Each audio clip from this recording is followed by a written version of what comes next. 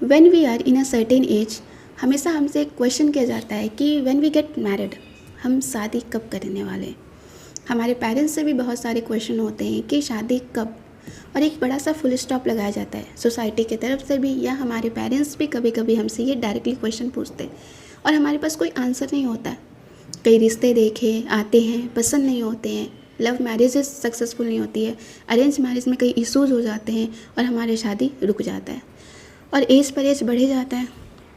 तो ये इशू ना कई लोग फेस करते हैं, हमने भी फेस की है, आपने भी फेस की होगी। तो इस पर ना मैंने कुछ लिखा है, कुछ चंद शब्द लिखे, क्योंकि अगर दुख दर्द को शब्द में पिरो दिया जाए तो बड़ा सुकून मिलता है, तो वो सुकून मैं हमेशा लेती रहती हूँ। तो अभी सबसे पहले आप वो सुनिए जो मैंने लिखा है। शादी भी प्रारब्ध का लिखा एक अध्याय होता है, जिससे मिलना होता है वही हमसफ़र बनकर साथ होता है। फिर क्यों हर रात ये सोचकर डरते हो, क्यों खुद को अधूरा समझकर बिखेरते हो। जो तुम्हारा है वो तुम्हें ढूंढ ही लेगा, भीड़ भरी दुनिया में भी तुम्हारा हाथ पकड़ ही लेगा। न वक्त से पहले कोई अपना मिलता है, न किस्मत से ज़्यादा किसी को प्यार मिलता है। कुछ रिश्ते दुआओं से बनते हैं, कुछ सीधे ऊपर वाले से तय होते हैं। इसलिए हर बात पर परेशान मत हुआ करो, लोगों के सवालों से खुद को कम मत समझा करो। जिस दिन समय सही होगा वही रिश्ता तुम्हारी ज़िंदगी में आएगा, और फिर तुम्हारा सोना सा दिल भी किसी के नाम से मुस्कुराएगा।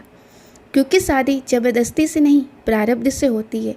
जिससे होना होता है आखिर उसी से होती है। तो इस तरीके के क्वेश्चन ना हम सबसे होते हैं और बड़ा टेंशन होता है इसको टैकल करना। और इसके बीच हमारा करियर फंसा होता है कि हम कहीं ना कहीं अपने जॉब पे या अपनी स्टडी पे भी हो रहे होते हैं, तो हमारा एक ध्यान उधर भी जाता है और एक ध्यान इन सब चीज़ों पे जाता है। तो कहीं ना हमारा माइंड डाइवर्ट होकर रह जाता है और समझ में नहीं आता है कि इन सब चीज़ों को हम कैसे हैंडल करें, क्या किसको बोले, क्या अपने को समझाएं, क्या करें। एज जा रही है ये तो हमें भी पता है, पर इसमें अपना करियर भी तो होता है, लाइफ के और भी एक्सपेक्ट्स होते हैं, बट हम उसको भी सही से देख नहीं पाते। हम अपने हेल्थ पे भी फोकस नहीं कर पाते और कई लोग तो ओवर थिंकर बन जाते हैं इस केस में। तो पता है, सब शादी या फिर कुछ भी आप इस लाइफ में कुछ भी जो आप देख रहे हो वो सभी एक डेस्टाइन होता है, सब डेस्टाइंड होता है। आप एक मूवी याद करो, धड़कन मूवी, उसमें अंजलि को पाने के लिए देव ने कितने प्रयास किए थे, लेकिन क्या देव को अंजलि मिली?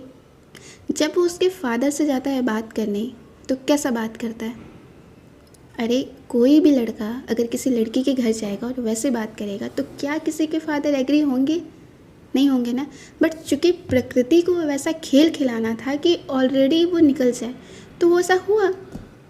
और अंजलि के फादर ने क्या कहा कि मैं तुम्हारी शादी इससे इसलिए नहीं करा रहा हूँ क्योंकि ये गरीब है, इसलिए नहीं करा रहा हूँ क्योंकि ये बदतमीज़ है।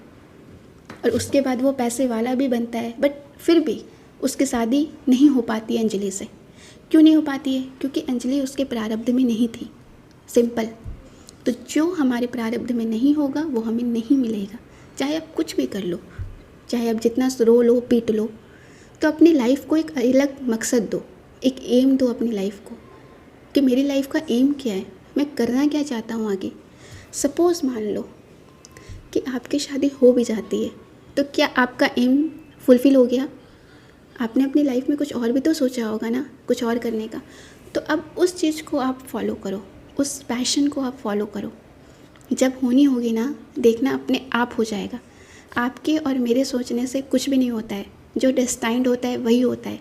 सोसाइटी का टाइमलाइन और अपने लाइफ का टाइमलाइन दोनों में बहुत डिफरेंस होता है। सोसाइटी के अकॉर्डिंग 25 में शादी, 30 में बच्चे, 35 में life settle, but reality something different. Reality ऐसा नहीं होता है।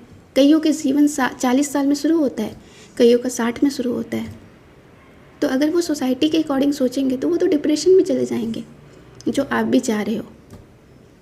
तो अपनी लाइफ को अपने हाथ में लो, किसी के बारे में सोचो, अपना एक एम डेवलप करो और उसके पीछे लगो।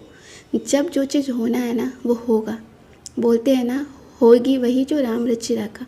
तो भगवान ने जो लिखा है वो बिल्कुल परफेक्ट लिखा है, सही टाइमिंग पे लिखा है और सही टाइमिंग पे होगा। आपके या मेरे सोचने से वो कुछ भी नहीं होने वाला है। अगर वैसा कुछ होने वाला होता तो अब तक हो गया होता। आप याद करो धड़कन मूवी, उसने बहुत प्रयास किए थे। इसलिए तुम देखना कई बार 8-8 10-10 साल का लॉन्ग रिलेशनशिप भी टूट जाता है। कईयों का इंगेजमेंट होकर टूट जाती है। क्यों होता है? क्योंकि वो नहीं है प्रारंभ में, आपने ज़बरदस्ती उसको लाया तो निकल गया ना। तो चुपचाप से अपने टाइमिंग का वेट करो। टाइम आपको एक आके उससे मिलवा ही देगा। आपको कहीं जाना नहीं है, वो खुद आएगा आपके पास।